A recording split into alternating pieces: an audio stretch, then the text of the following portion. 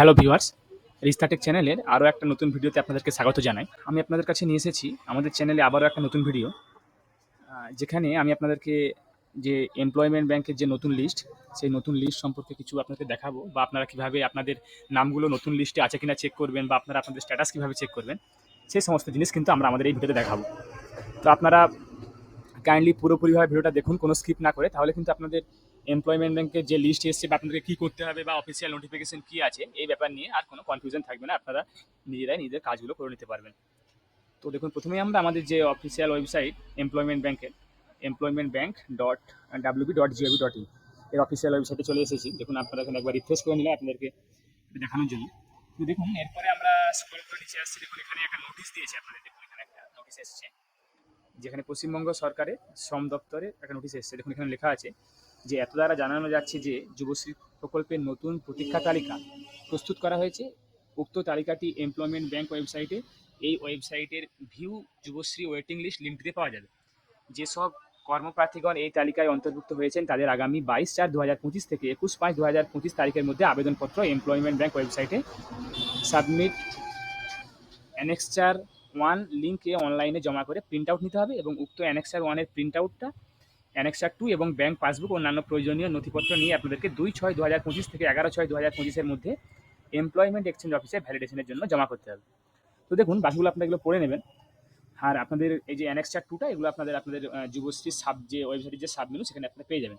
তো দেখুন, প্রথমেই আমরা কি করব, আপনারা প্রথমেই দেখুন আপনাদের লিস্টে আপনাদের নাম আছে কিনা। যে নতুন যে ওয়েটিং লিস্টটা এসছে তাতে যদি আপনাদের নাম থাকে, নাম থাকার পর আপনাদের কী করণীয়, নাম থাকার পর আপনারা কী করবেন, এই তারিখের মধ্যে অর্থাৎ 22/4/2025 থেকে 21/5/2025 মধ্যে আপনারা কিন্তু দেখুন এই যে সাবমিট অ্যানেক্সার 1 যে অপশানটা আছে, এখানে ক্লিক করে আপনাদের ডিটেলসটা ফিল আপ করে আপনারা আপনাদের ফর্মটা সাবমিট করবেন। তারপরে এই যে প্রিন্ট আউটটা আপনারা বার করবেন, সেই প্রিন্ট আউটটা অ্যানেক্সার 2 এবং বাকি আপনাদের যে সমস্ত ডকুমেন্টসগুলো আছে, ভ্যালিড ডকুমেন্টস, সেগুলো নিয়ে আপনারা আপনাদের নিয়ারেস্ট যে এমপ্লয়মেন্ট এক্সচেঞ্জ অফিস আছে ওখানে গিয়ে আপনারা ভ্যালিডেশনগুলো করে নেবেন। তাহলেই কিন্তু আপনারা টাকাগুলো পেতে শুরু করবেন আপনাদের তারপর থেকে।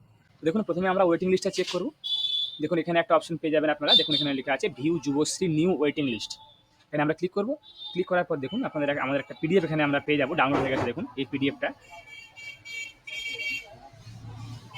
আমরা ডাউনলোড হয়ে যাওয়ার পর এটা আপনাকে ওপেন করে দেখাবো আমরা ডিরেক্টলি।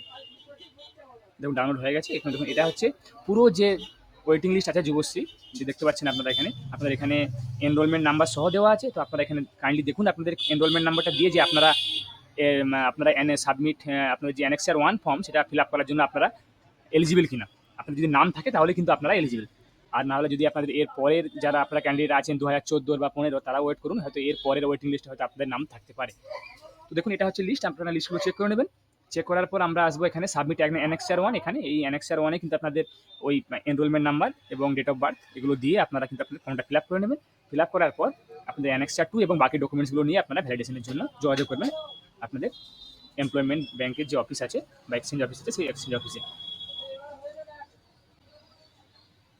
আমরা আগামীতে আমাদের এই অ্যানেক্সার 1 সাবমিট করার সময় আপনাদেরকে একটা দেখিয়ে সেরকম একটা ভিডিও নিয়ে আসবো আমাদের চ্যানেলে। তো আশা করি যারা আমাদের ভিডিওটা দেখলেন তারা হয়তো আর আপনার কাছে কোনো কনফিউশন থাকবে না যে আপনারা কীভাবে কী চেক করবেন।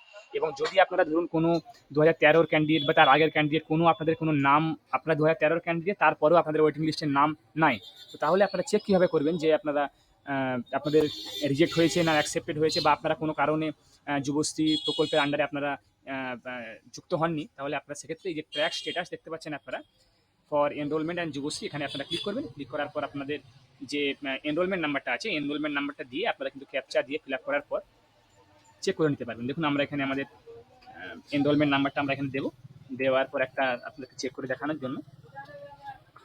তো তারপরে এনরোলমেন্ট নাম্বারটা দেওয়ার পর আমরা এখানে ক্যাপচাটা ফিল আপ করবো। আমরা সাবমিট অপশানে ক্লিক করবো। সাবমিট অপশানে ক্লিক করার পর আমাদের যে স্ট্যাটাসটা আছে, দেখুন এখানে দেখতে পাচ্ছেন যে enrolled under employment bank but not considered under Yuvashree, অর্থাৎ এটা এখন যেহেতু লেটেস্ট অ্যাপ্লিকেশন করা হয়েছিল, তাই এটা এখনও যুবশ্রীর আন্ডারে কোনো কনসিডার করা হয়নি।